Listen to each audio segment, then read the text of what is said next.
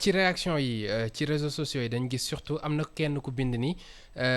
bi mu dégloo discours Ousmane Sonko ba pare dafa wax ni bis bu jotee réew mi Sénégal dina neex parce que kenn dootul topp kenn ci trafic visa keneen ki ne daf ko wan ni ko li nga xamante ni moom la doon woote muy ay principe ci bi muy soog a tàmbali dafa mel ni léegi daf ci sotti ndox bu baax a baax maanaam daf ko njar est-ce que loolu du am impact ci li nga xamante ni moom mooy image am moom Ousmane Sonko. gis nga Mohamed. muy Ousmane Sonko muy Macky Sall muy Massamba muy Mademba gis nga discours politicien da nga koy natt ci bu élection jegee ak bu élection soree. waxi politicien da nga koy natt di ko mesurer selon la proximité ou l'éloignement d'échéance électorale gis nga bu élection soree. nga xam ne dara nekk fi lu du débat politique nga xam ne nag c'est normal dans toute société léeg-léeg nag nga gis ci de tous les côtés ñu am un discours boo xam ne dafay ànd ak cohérence ànd ak logique ànd ak objectivité bu ñuy dëgmal élection nga xam ne li ñu bëgg mooy wax ba nit ñi wóolu leen gëm leen jox leen seeni carte ku ci nekk da ngay jéem a jubbanti ci kii pour jéem a wax li neex nit ñi gis nga li neex nit ñi nag moom ce n'est pas toujours la vérité li neex nit ñi nit ñi daal boo leen bëggee yilif wala nga jiite leen ci lu leen di jariñ yow it nga am ca ndam loo xam ne ëllëg ak si biir di nga bàyyi sa baat ci réew mi nga bokk mais da nga leen di wax dëgg gis nga trafic de passeport trafic de diplôme trafic de permis de conduire trafic bu mën ci doon ci réew mi changement de régime du ko fi jëlee rek hi en nunk comme on dit li ko fiy jëlee mooy pas-pas bu wóor boo xam ne boo toogee ki la gën a jege bu ko defee ñu dénoncer ko tout de suite teg koy daan tout de suite sakantuma que la gën a sori mais ku yaakaar ne ñi koy def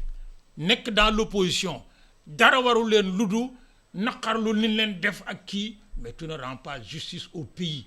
man ci réaction yi ma dégg démb ba tey bokk na ci bi ma gën a naw gën koo bàyyi xel mooy li kii Malal Talla wax Fou Malade li mu wax ci benn interview l'activiste doit être très regardant et éviter de prêter le flanc ça résume tout lire naa li mu wax lépp ci di interview yi ma gis mais loolu laa ci gën a jàpp moo di bu fekkee ne yow dangaa nekk koo xam ne da ngay liggéey ngir soppi defalin yi soppi ni ñuy xele soppi ni ñuy jëfalantee ci politique ak ci lépp ci biir réew mi li ngay wax ci lu baax lépp mais da nga caa war a njëkk li ngay tere di ko ŋàññi ci lu bon lépp da ngaa fexe ba bum la dal prêter le flanc nag doo ko def nga xam ne yow ci sa bopp nag yaa ko def dara fekk la ca nag nga ne déedéet du man bay caam juum naa waane juumama Mohamed mii moom ëpp doole ndax moo yore réew mi bëgg maa teg ay métital or loolu nag mooy wax yi dëgg Mohamed gis nga ay nit bu ñuy ànd dañuy éviter di jeyante les politiciens là nga xam ne tey dañoo nekk vers des élections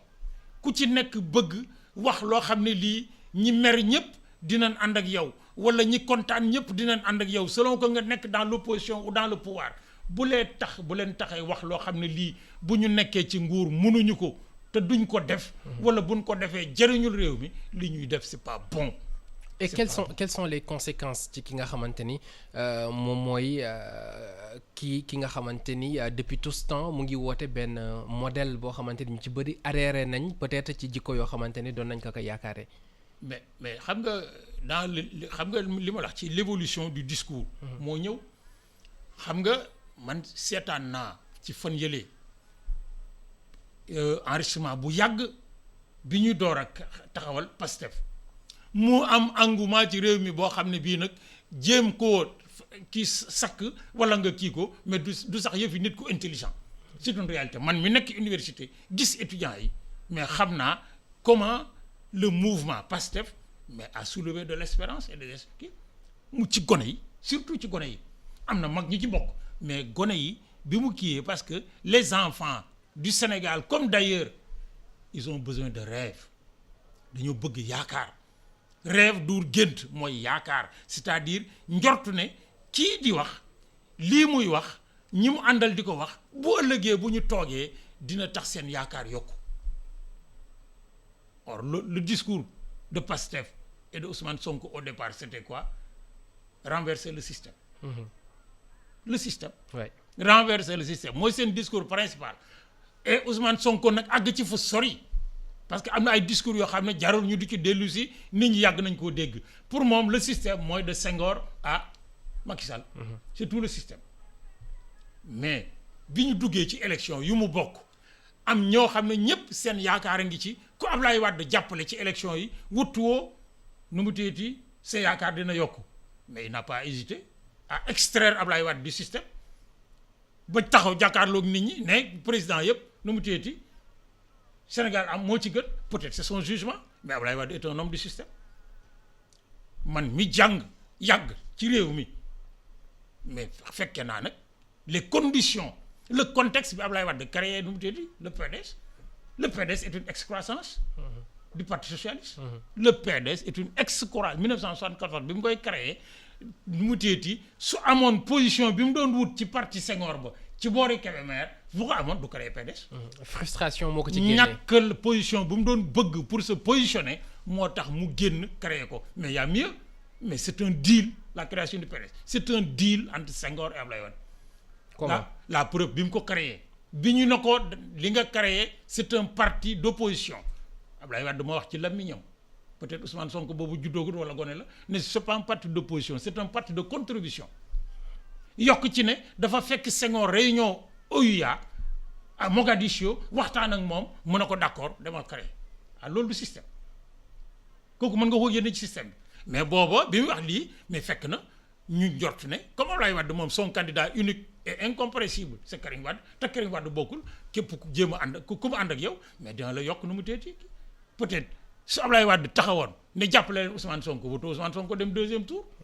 parce que dina roñee ci électorat Macky Sall lu ko may Macky Sall du mën a dem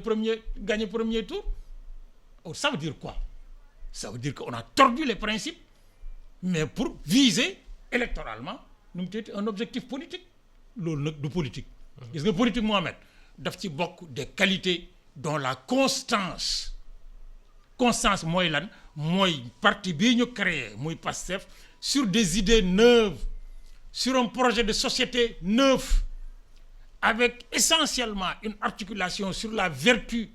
et l'éthique et la morale parce que seen kii bi éthique a ngi ci ñu bañ cee dugal loo xam ne lii da koy karaxal or yooyu yëpp nag tey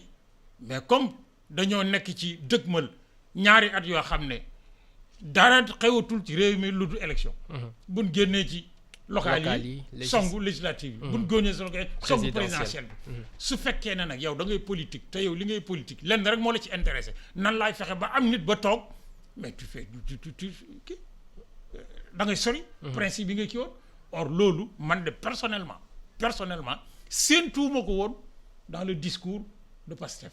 Moi, je préfère un PASTEF cohérent, constant dans ses idées pour changer qualitativement le pays dans 10 ans qu'un PASTEF qui intègre le système tout de suite parce que dafay reproduire à ce moment-là le système.